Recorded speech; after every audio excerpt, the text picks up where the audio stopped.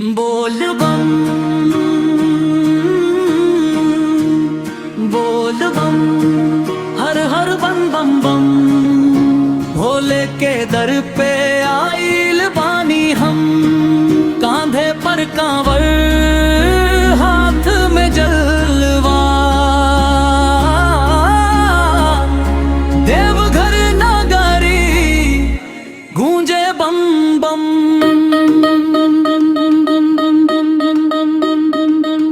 सावन के फुहार बरसे धीरे, भोले बाबा बसले दिल के भीतर। डमरू बाजे गूंजे जयकार,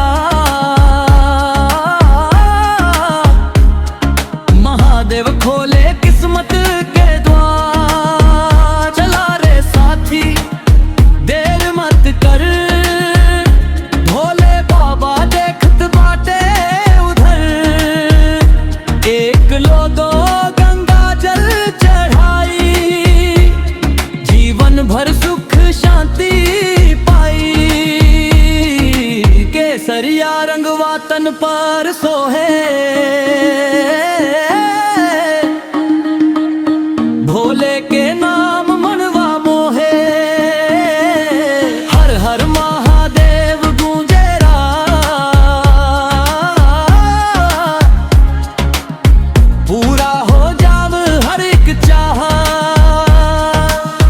ओम नमः शिवाय जपत रहा, भोले बाबा के चरण गात रहा। जे सच्चे मन से शीश नवावे, महादेव वो कर लाज बचावे। बोल बम बोल बम, हर हर बम बम बम।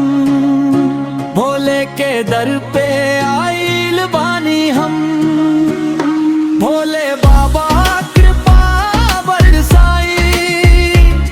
हर घर में खुशहाली ले आई।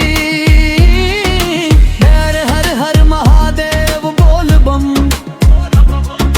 मौलिक भोजपुरी भक्त गीत, गीतकार एवं प्रस्तुति मोनू सैनी। ओम नमः शिवाय।